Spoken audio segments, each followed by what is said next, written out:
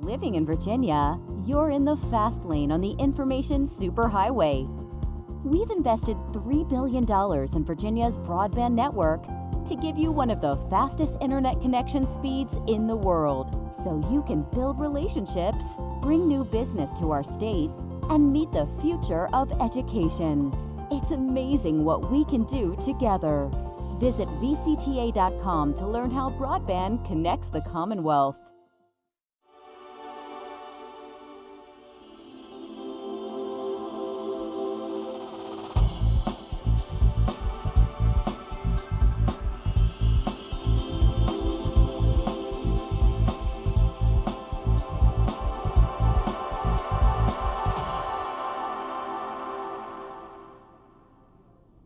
From the General Assembly and the City of Richmond, I'm Woody Evans for Cable Reports, brought to you by the Virginia Cable Telecommunications Association and Cox Communications, connecting Virginians to their government. We're pleased to have Delegate Steve Heretick with us today. Good to see you, sir. Good to be back, Woody. Good to see you. Well, we are one day beyond crossover day. Yes. I just want to get your perspective on where things stand and how you think things are going.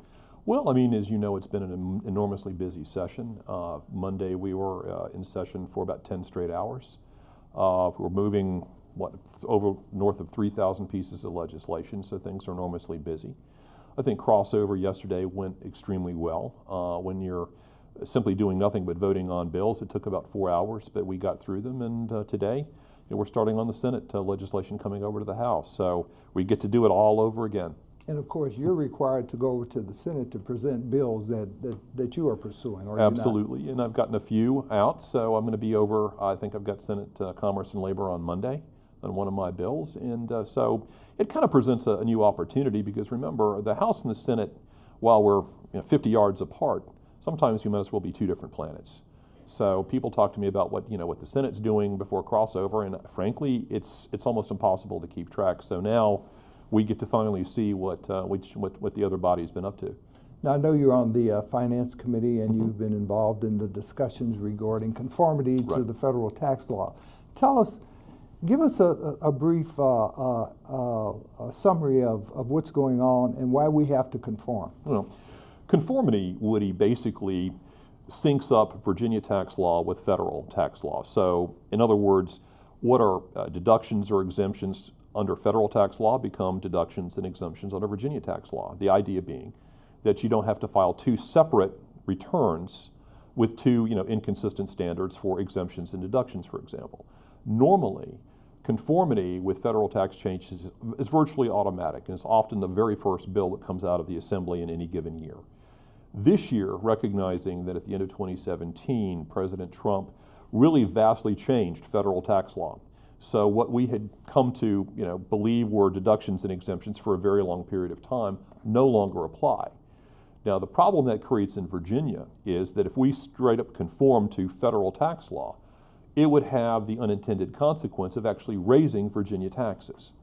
So nobody really wants to do that unnecessarily. So the idea of a straight conformity bill was pretty unpalatable to most of us because, again, it had the unintended consequence of actually raising taxes on our citizens. There have been a number of different proposals on both sides of the aisle in the House and in the Senate to deal with that. And we saw a number of bills in the House, one offered by Chairman of Appropriations Delegate Chris Jones from Suffolk, which would have created conformity, but which would have created essentially a standalone fund for those excess funds that might have been returned in part to taxpayers, that might have been used for other things, for example, teacher raises, that type of thing.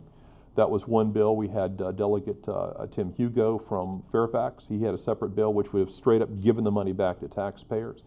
We have a number of ideas over in the Senate, which we have not seen yet. And in the House, I mean, the big debate was between Delegate Hugo's bill and Chairman Jones's bill. I personally supported Chairman Jones's bill because while it leaves a few details undetermined or undefined, to me it was the best of the options available to us. And I think it's a situation that's going to continue to play out as the Assembly progresses, because obviously the Senate has different ideas, the administration has different ideas, and at the end of the day, all three bodies have to come together and basically agree on what the conformity policy is going to be. And I wish I had my crystal ball working today to tell you what that might look like, but I do think that it's going to be a combination of at least returning some of that excess money to taxpayers, but it's going to be using some of that excess money also to fund things like teacher raises, to help build infrastructure throughout the state. I mean, there are a certain number of projects that I think we have just been kicking down the road for entirely too long that we have to address. So, I think there's going to be a mix of how we deal with those funds. But I take it there are a lot of taxpayers, Virginia taxpayers, and their accountants who are very upset because the bill that passed the House failed to get 80 votes. There was some, and frankly, that went down along partisan lines. The administration was asking us in the Democratic caucus to, not agree to an emergency provision so that, again, the administration could continue to negotiate. That's kind of where we are. I think it remains to be seen how, what the wisdom of that strategy is going to be. Unfortunately, sometimes you don't know how it's going to unfold. I think there were those of us who are more moderates in the House who are very concerned by the failure of the emergency clause to pass. I would not be terribly surprised to see similar legislation coming over from the Senate, which would put the emergency clause back in so that we can roll this out as quickly as possible once the session's over. Some of those fundamental conformity changes would involve, for example, the definition of adjusted gross income, right, the standard deduction, for example, whether taxpayers in Virginia will be allowed to itemize if they take the standard deduction, for example, at the federal level?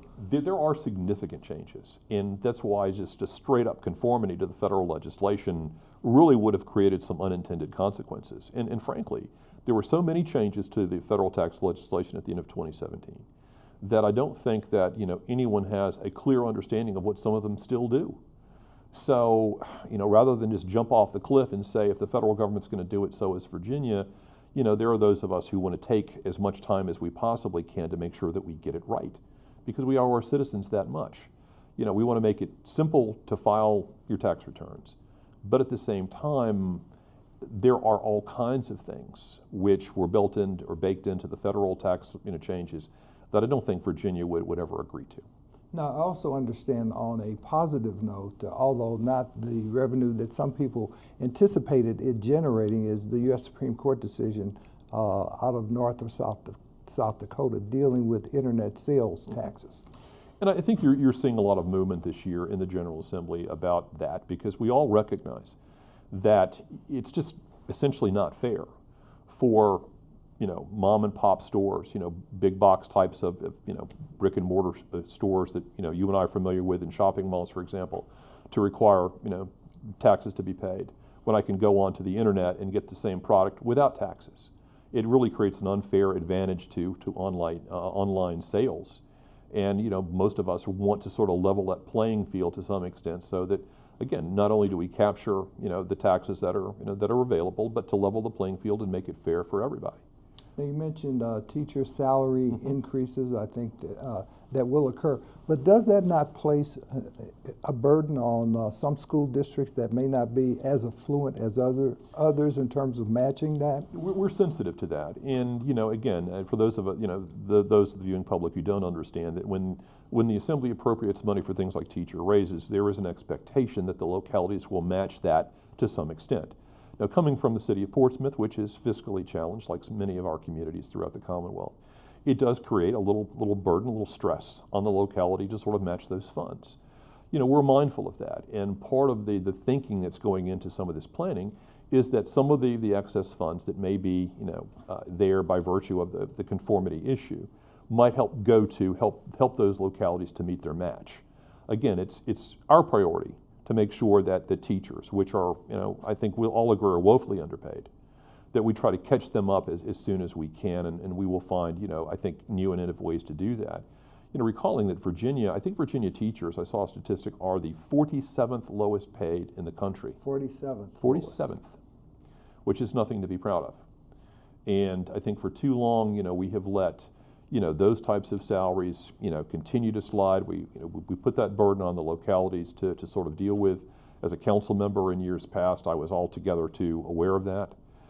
Today, I think we recognize that the Commonwealth has to meet its burden to address those issues as well. What about the use of lottery proceeds to allow school districts some more flexibility? Well, if you remember, I think that the whole purpose for passing the lottery to begin with was education funding. And in assemblies past, they began to realize that there was an awful lot of money there that they could use to, for other purposes. So over time, you began to see a dwindling of lottery proceeds going to education. Legislation last year would dedicate at least half the proceeds to education, and now that we're beginning to recognize those funds, that's exactly where they're going. I know that there's always conversation about dedicating even more of the lottery proceeds to education, as was the original intent. And I think over the next few years, you're probably going to be seeing a lot of that going on, and particularly if we get casino gaming in Virginia, you're already seeing proposals to dedicate certain percentages of the state revenue from that to go to education as well. So I think we're reinventing ways to make sure that we meet our obligations to our teachers. Back to tax conformity, one of the issues that apparently has caused some consternation across the aisle relates to the governor's suggested use of some of those funds to make the earned income tax credit fully refundable in the Commonwealth. That's, I think, one of the most controversial aspects of the administration's proposals. And basically what that would do would be to allow Virginians who make under $50,000 a year to qualify for their full earned income tax credits in addition to what they would be paying. In other words, they're getting back more than they're actually paying out in income tax. I know that on both sides of the aisle that's somewhat controversial, but we do recognize that of all the proposals out there, only under the current proposals, only about 18% of the tax revenue would go to taxpayers making under $50,000 a year.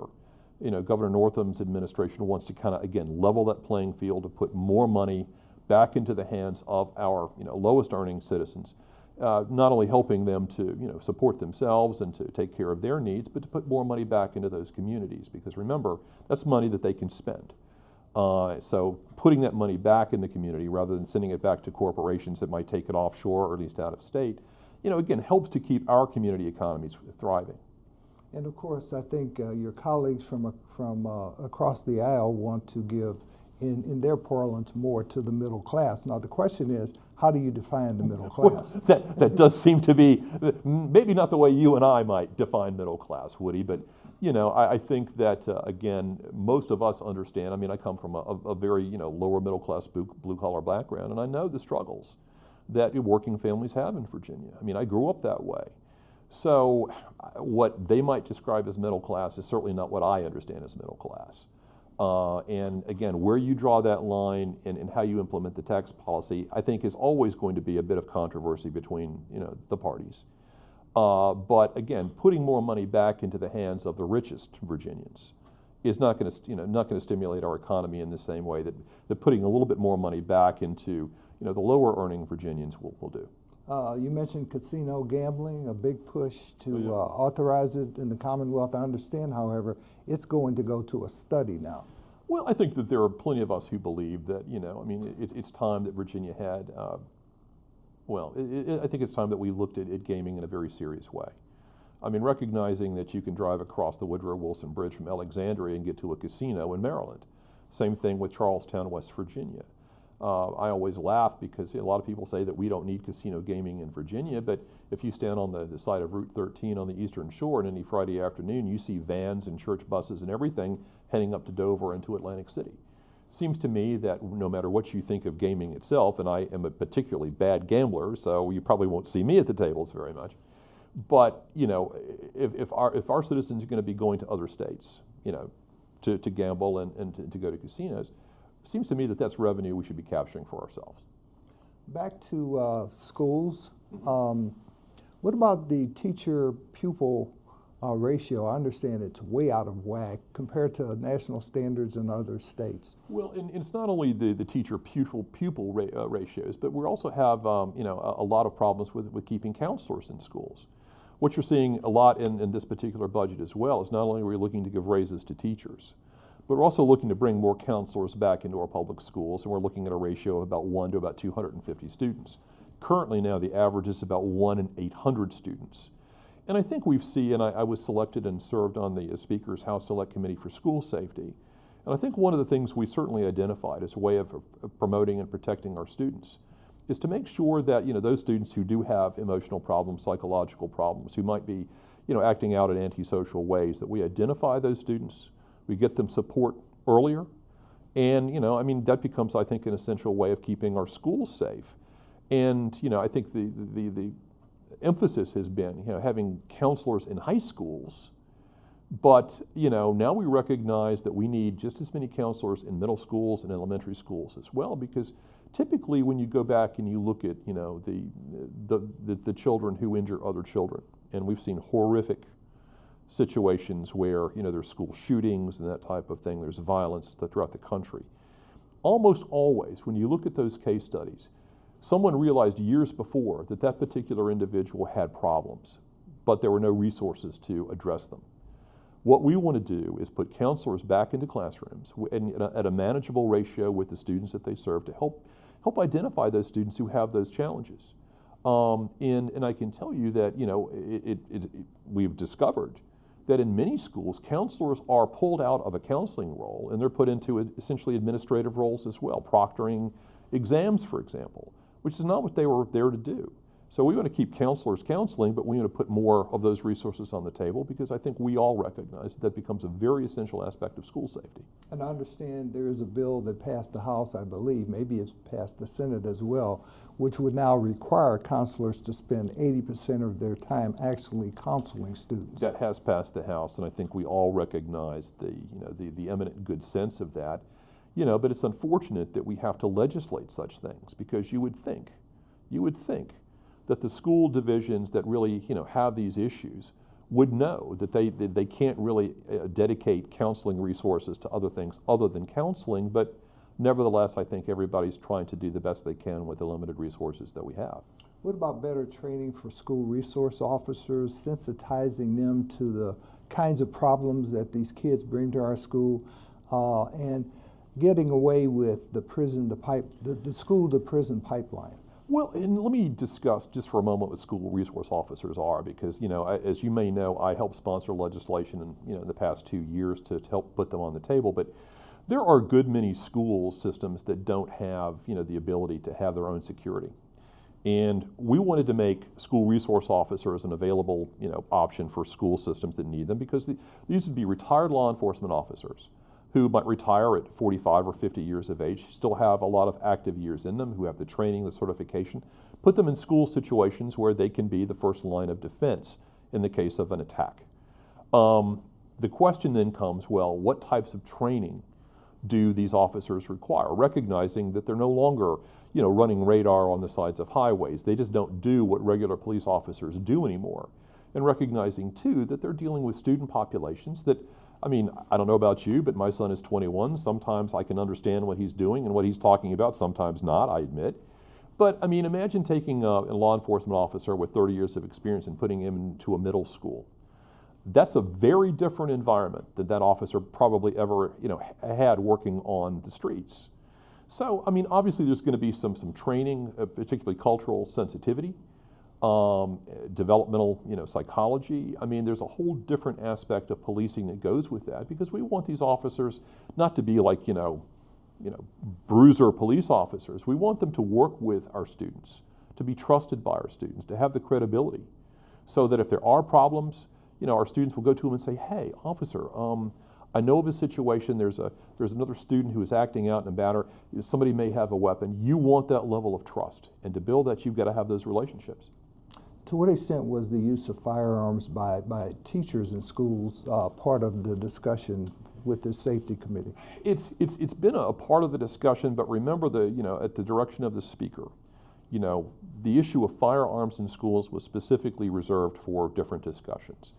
I think there was some criticism, perhaps unfairly, of the speaker for basically taking the discussion of guns out of that conversation, but I think that there's essential wisdom there, because again, firearms in schools is such a controversial issue now that it's almost impossible to have a balanced conversation about that.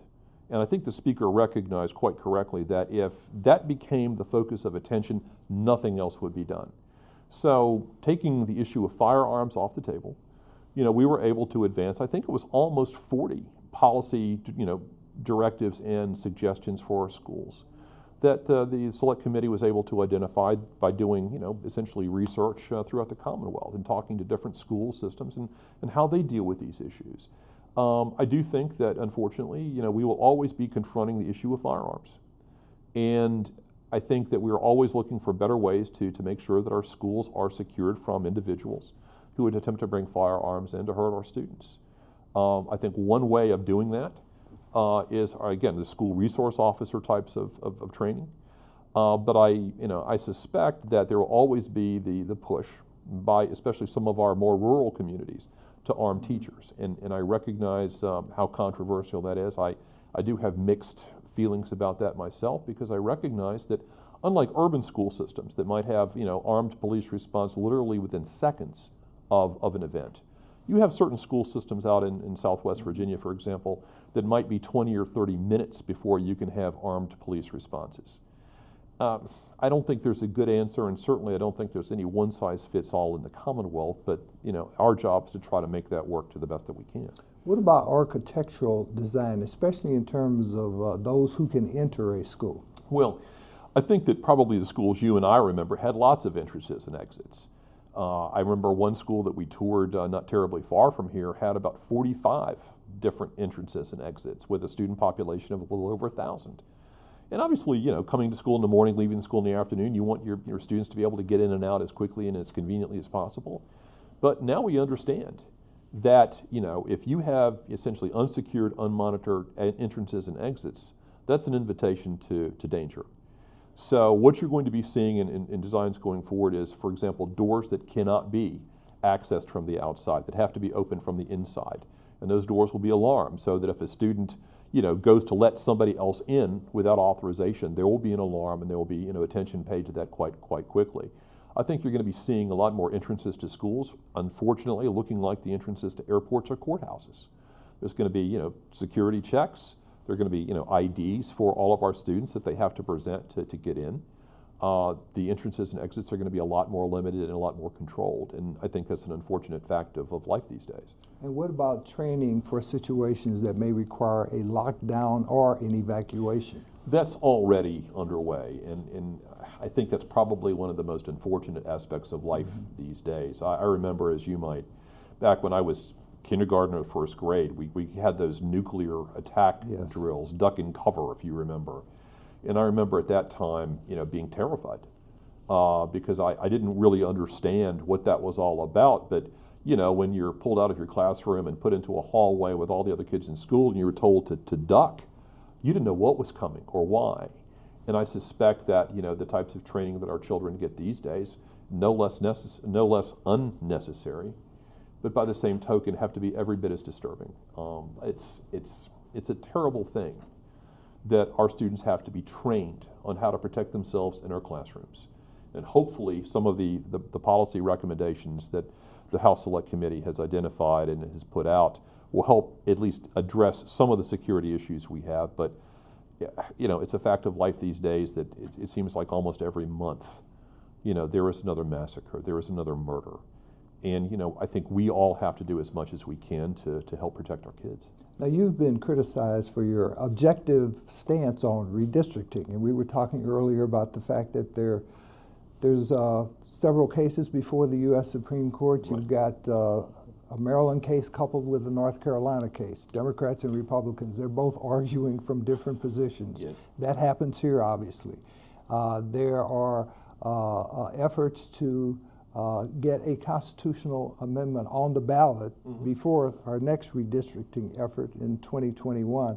How do you think things are going in that regard? Well, I would tell you not very well. As you probably know, I've had redistricting constitutional initiatives, launched for the past 3 years, and they don't survive very long. Redistricting is always bad when the other guy's doing it to you. It's never quite as bad when you're doing it to him. Unfortunately, I think in Virginia we've seen throughout our history this entirely too much of that. I mean, when the Democrats are in power, we try to stack the deck. When Republicans are in power, they try to stack the deck. It seems to me that once and for all we've got to wrestle with this, and since both houses, both bodies, the House and the Senate, are almost at parity, no one has a market advantage over the other yet. It seems to me that this is a perfect opportunity for us to address that issue once and for all. As you probably know, my own side, pursuant to a federal court order, was required to redistrict 11 minority and majority districts and having 26 other districts around them redistricted at the same time to establish a different racial balance within those voting populations.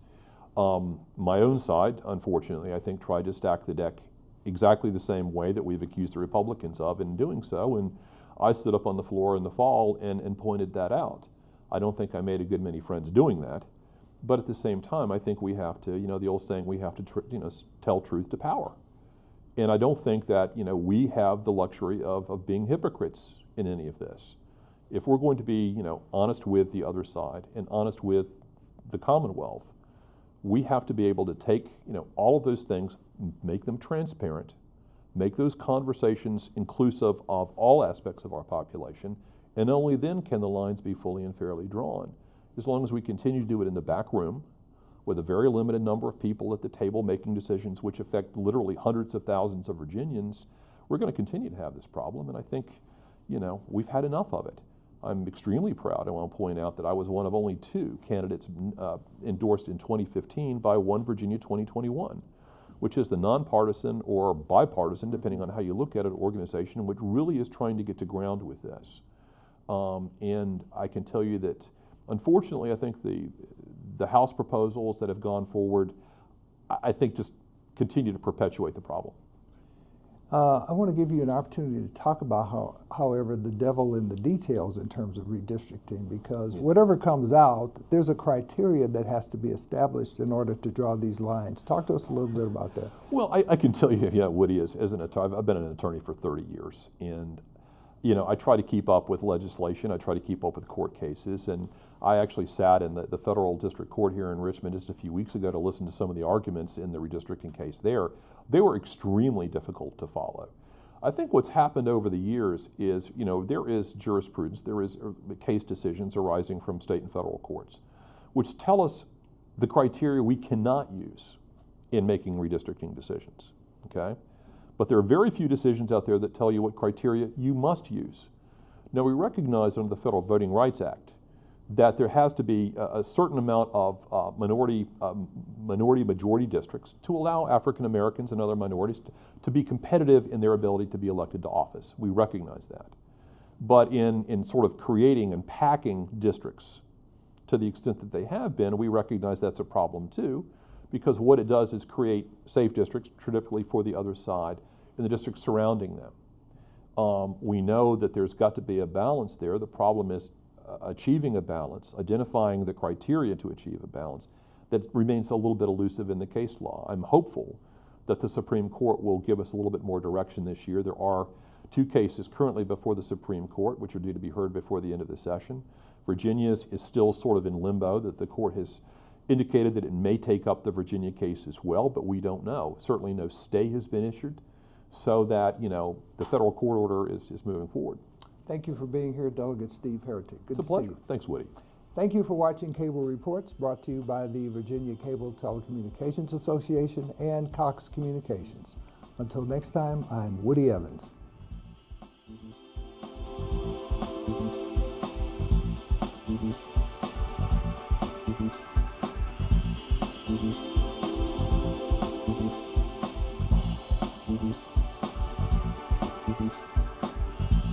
Mm-hmm.